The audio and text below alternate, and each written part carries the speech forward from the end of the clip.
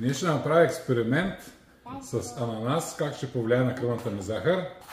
Сега ще се изтегля някакво количество. Така.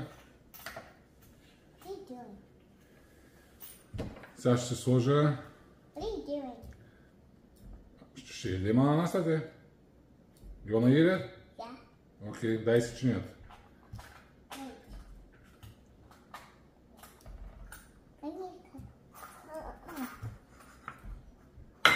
Така. 160 грама. Thank you. Аз се сложих 160 грама.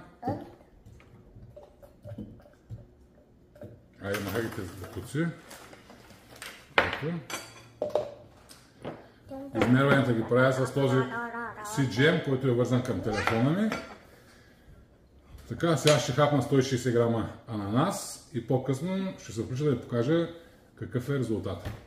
И после.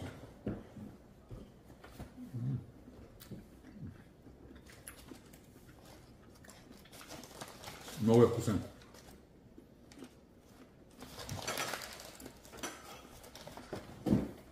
Довършвам се ананаса и след няколко часа се връщам обратно.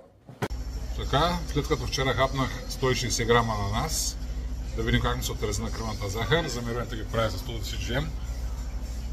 С него се следа кръвната захар денонощно, просто ми е интересно, не съм диабетик.